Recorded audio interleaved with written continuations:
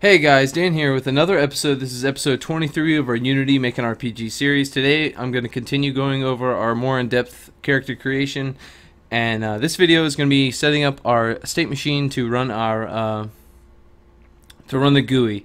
And so I'm going to go into our scripts folder. Going to close these up. We're in the same project as before, and I'm probably just going to create a new folder. Yeah, I'm going to create a new folder, and I'm going to call it create a player GUI, and we're gonna have two scripts. We're gonna have create a player GUI, and then we're gonna have another script that's gonna be display create player functions. So I'm going to open these up in MonoDevelop. Oh, here we go. And I'll explain what we're going to do. So what we're going to do in this create a player GUI and our create a player function is we're going to basically set it up. I'm in display create player functions. We're going to set it up so that the create a player GUI is very minimalistic. It's very easy to read. We're just going to have one function in there. We're gonna have three. We're gonna have start, update, and on GUI, and we're gonna call this class, and we're just gonna call the functions within this class to display in the GUI. And this is just to keep our main GUI script neat. So what we're gonna do is we're gonna create a few states. We're gonna create a public enum. So we go public enum, and we'll call it create a player states. We might not need these states, but we're just gonna put them in here for now. So we'll call it main.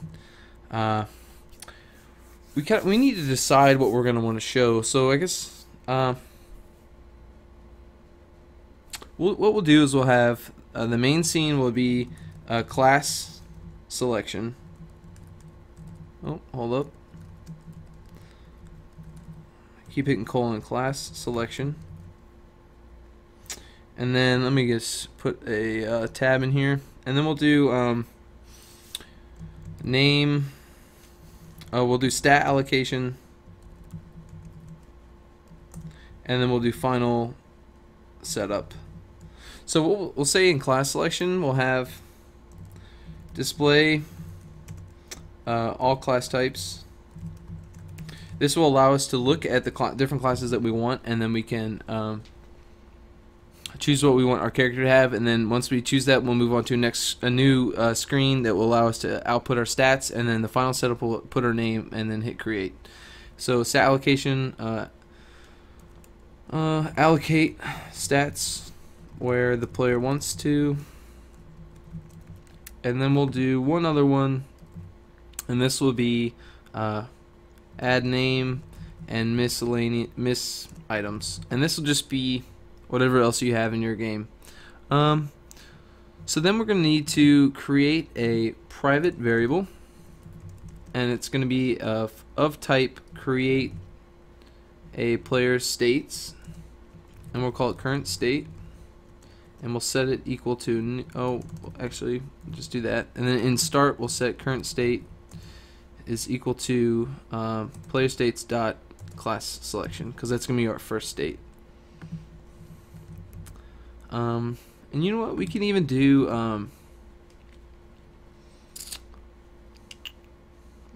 gender in here if we want. So let's do that for. Well, we'll do class selection first, and then stat allocation, and then in the final setup we'll do genders. I'll put gender here, because that'd be fun. We can add more to it. So then we're going to set up our switch statement and our update function, and it's just going to be switch current state, and then I believe it's brackets, and we'll do our cases, and it'll be case. For the case, you do case parentheses, and then you do create player state, and then we'll do class selection, and then you do a colon, and you do break. I'm going to go up here, I'm going to copy and paste this twice. Okay. And this is so. Oh, shoot. I hit insert. I'm just screwing up today. Oh my goodness, why is it doing this? Jeez. Sorry, guys. Okay, so we have our 3 states. Now I need to change this to stat, allocation, and then final setup. So what we're going to be doing is in this function, we're going to be calling in this switch case, we're going to, once we switch to this next case, we're in our void update, or in our void on GUI, we can call the different functions. So basically, we can say if our current state is class selection, then we're going to display our class selection function that is going to be in our other script. So we'll go if create a player stat, so class selection. So if we're in this state,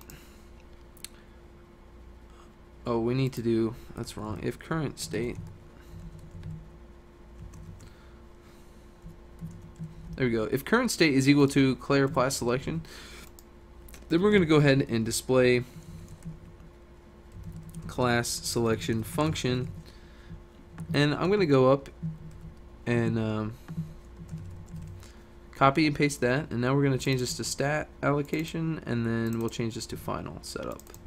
So now the last thing we need to do is come up here. Actually, we can do it under our public enum. We're going to make a private variable. It's going to be of class type display create player functions, and we'll call it display function. Yeah, we'll just call it display functions. We'll set it equal to a new instance of that class, semicolon. Okay, so our general setup for this class is set up, and this is basically all we're going to see. We're going to add a function here, and then a function here. And that's going to run our entire GUI. That's what you're going to attach to an object in the game. And this way you can add comments in here, and it just looks a lot neater. It's going to run a lot faster.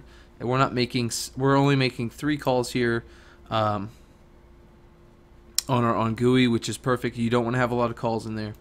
So now go to the display create character player functions, and we're going to start working on the functions that we want in our for our display. So if you remember, our first thing we have here is a private void. Our first thing is class selection. So actually, what I like to do is label display class selections. And I'm just going to set up these functions today, and then in the next video I'll go through and actually start adding the GUI side to it. But I just want to set up the general structure. You guys can experiment with your own GUI. I've said before, I'm not the best. I try to make some interesting GUIs, but they're not the greatest. Anyways, so if you remember, our first function here, our first state is class selection. So we have a function here that's display class selection, and I'm actually going to need to make this public so we can access it in the other script. And then I'm going to come down, I'm going to make another function. It's going to be public void, and we'll call it display stat allocation. These aren't going to take anything. And then we'll do one more, and it's going to be public void, and it's going to be display final setup. I'm going to control S to save. I'm going to go back to a create a player GUI, and under these comments I'm going to actually call those functions. So you just type in display functions dot, and then you can see that display class selections has come up in IntelliSense. So we have our function there. We're going to do that down here. We'll go display function dot. We want stat allocation for this one. Save. Control S to save. Always save. Display functions dot display final. Oh, not that. We want display final setup.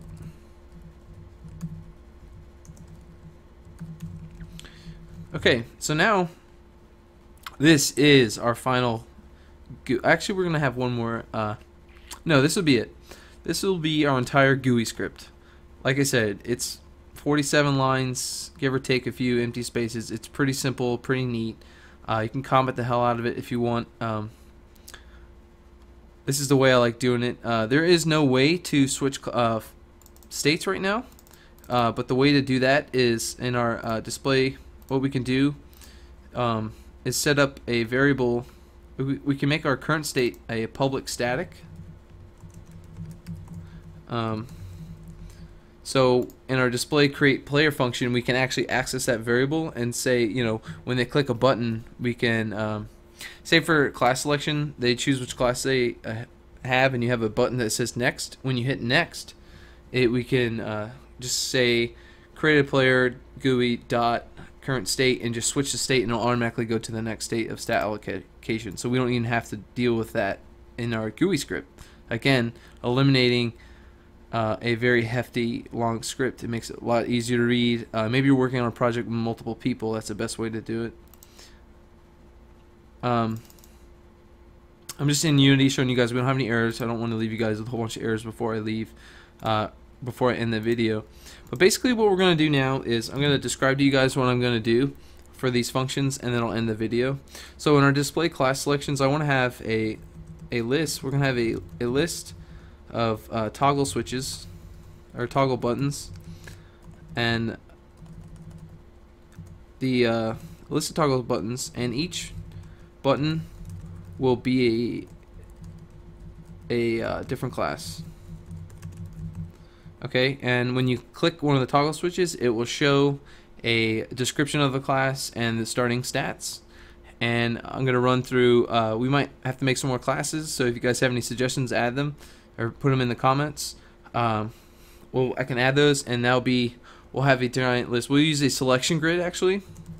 So if you're not familiar with that, this would be a perfect time for you guys to learn what a Unity selection grid is. We'll use a selection grid to show the classes. We'll have a next button. When you hit next, it'll come down to our display stat allocation. Stat allocation will have a list of stats with plus and minus buttons to add stats to specific to whatever stats you have. I'll include logic to make sure the player cannot add more than stats given. So it's basically when you're hitting plus or minus, you'll always have the same amount of stats that you had. You'll never gain or lose any. And that's a simple logic thing I just thought I'd show you. And then in our final setup, after you click next from stat allocation, we'll come down here and we'll say we're going to give a name, a gender, and we'll add a description to your character. So maybe like a short bio. Okay, so that'll be this video. Control to save. Again, back in Unity, we don't have any errors. I hope you guys liked the video. Please stay tuned for the next one. I should be done traveling for a few weeks now, so the video should be coming out a little more regularly. So stay tuned. Thanks for all the subs and the views. Appreciate it, all the feedback, and I'll see you guys next time.